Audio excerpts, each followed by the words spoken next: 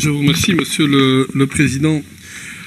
Je souhaitais intervenir dans la foulée, dans la droite ligne de ce qui a été évoqué sur le fond par Benoît Drèze. Quelques éléments pour répondre à M. Dermagne et pour dire ô combien je suis surpris véritablement par le discours extrêmement contradictoire du PS par rapport à l'adoption des recommandations de Publifin et de la volonté qui était affichée de manière unanime par notre Parlement d'assainir une situation et de clarifier la situation. Nous sommes dans ce dossier partis du constat que la situation de RESA était dans la parfaite illégalité et de ce que les articles 6 et 7 du décret électricité, tel qu'il avait été voté antérieurement par notre Parlement, posaient des problèmes. Ce constat a été unanimement partagé. La situation était parfaitement illégale. Qu'a dit notre commission? Nous souhaitions que, dorénavant, les GRD soient des pure players et que les dividendes reviennent intégralement au niveau des actionnaires publics et que ceux-ci puissent bénéficier de l'ensemble des dividendes au niveau des pouvoirs publics. Ça, c'est une chose qui a été clairement édictée et vous verrez dans le rapport de la Commission que les montants qui ont été distraits par Netis dans le cadre de la gestion passée, c'est 300 millions d'euros qui ont été détournés vers l'activité concurrentielle de vous. Ce constat a été chiffré, il a été établi et reconnu par l'ensemble de notre Parlement à l'issue des travaux qui ont été exécutés. Alors, lorsque l'on vient dire maintenant, vous savez, l'unbuilding, vous allez beaucoup trop loin. Je vais relire la recommandation de la commission Publifin à ce propos-là. Elle recommande de mettre la structure du groupe en conformité à l'égard des décrets gaz et électricité, en raison des illégalités qui ont été constatées, et de prendre toutes les mesures permettant d'assurer la légalité des actes posés par chaque entité, et notamment le GRD. En conséquence, prendre toutes les mesures utiles à cette fin, et notamment remonter les actions, voire les actifs de RESA dans Publifin, afin de lier directement le GRD, à son actionnariat public et en assurer la stricte indépendance à l'égard des autres activités, menées au sein du groupe. Si ça, ce n'est pas clair, au travers des dispositions qui sont prises ici, de faire un unbuilding de propriété qui va pouvoir permettre ainsi au GRD de se recentrer sur ses activités et de limiter ses activités à ce qu'elles doivent être et d'éviter qu'il y ait une distraction des fonds ou en tout cas une absence de capacité pour les pouvoirs publics de décider de l'affectation des montants, eh bien là je n'y comprends plus rien. Et là je ne comprends pas votre raisonnement parce que la commission est claire et le texte il est limpide. Les seules dérogations qui peuvent être envisagées pourront l'être pour une durée déterminée, après contrôle et après aval de la COAP et ou du gouvernement selon les hypothèses. C'est extrêmement clair et je ne vois pas en quoi il y aurait une injure par rapport au contenu même des propositions développées par la commission Publifin et de dire que l'on va trop loin. Et si on va trop loin, je pense qu'on ne va jamais assez loin. Et vous l'avez dit vous-même à cette tribune, au lendemain du rapport Publifin, vous l'avez dit et vous l'avez redit, jamais je ne voterai un texte sans m'assurer qu'il ne soit strictement appliqué et qu'il ne soit clairement compréhensible par les acteurs qui auront à devoir l'appliquer. Eh bien, ici, les choses sont extrêmement claires.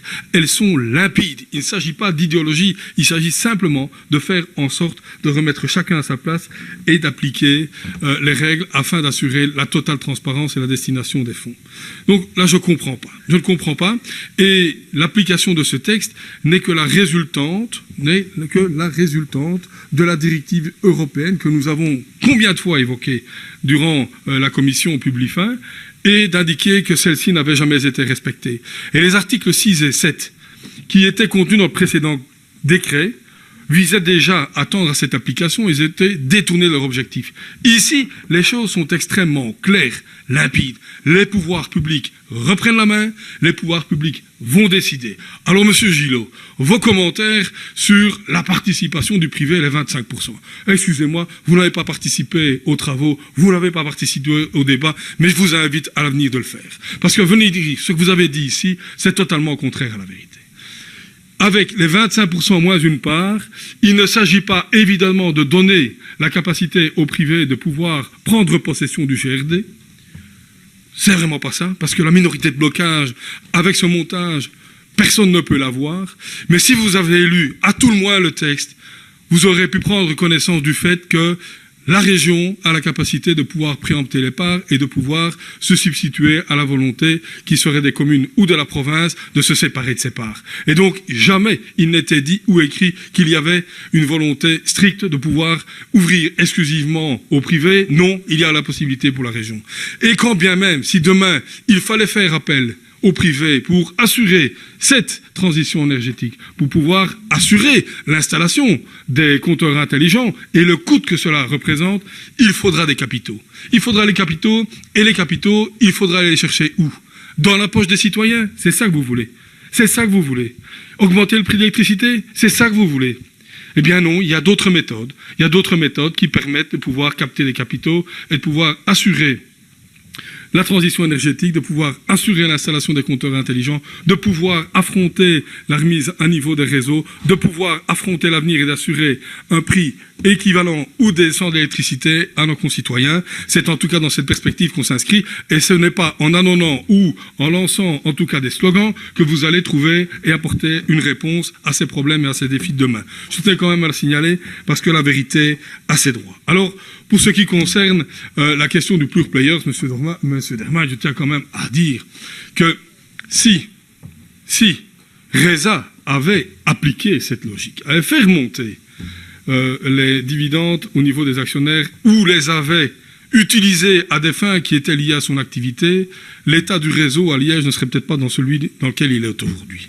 Et donc l'argent aurait pu être destiné à mettre ce niveau en état, à mettre ce niveau de qualité. Ça, c'est la vérité. Et demain, en définissant cette mission du GRD, en la précisant, en la recentrant, nous avons la garantie que les moyens, après l'autorisation de la COAF, sur les tarifs tels qu'ils ont été fixés, pourront être dévolus à pouvoir assurer le maintien, la qualité du réseau et de pouvoir assurer son développement. Ça, c'est la vérité. Et à défaut de le définir de la sorte, nous sommes dans l'incapacité de pouvoir y arriver et de l'atteindre. Je tenais également à le repréciser. Et enfin, je ne pourrais pas manquer de revenir sur la proposition d'amendement que vous avez déposée.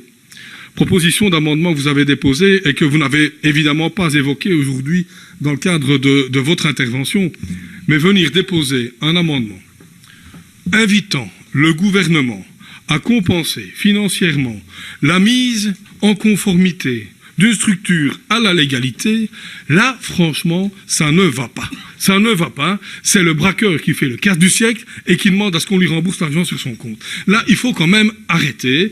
Ça n'a pas de sens. Sur le fond, sur la manière dont on appréhende les choses, en tout cas dans votre chef, je pense que là, vous avez été un pont trop loin. Vous ne l'avez pas compris, ce qui s'est passé. Et franchement, j'étais extrêmement peiné de voir que, c'est vrai, peut-être pour des fins plus sous-localistes, Madame Gérardon a défendu cet amendement à destination de ses camarades liégeois, mais franchement, heureusement que le bon sens de Madame Campopolé a fait en sorte qu'elle retire cet amendement et se range derrière la raison. Parce que la vérité, c'est cela.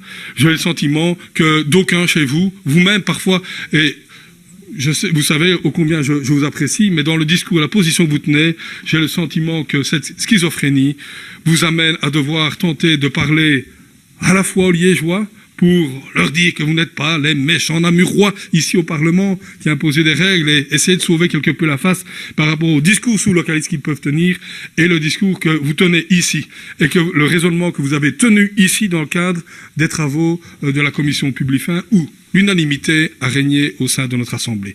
Et je pense que cette schizophrénie aujourd'hui vous a rattrapé parce que le raisonnement que vous avez fait n'est pas soutenu par une démonstration qui tient la route sur le fond, qui tient la route par rapport aux recommandations et qui tient la route par rapport aux volontés qui ont été exprimées par notre Parlement unanimement voici moins de 6 mois.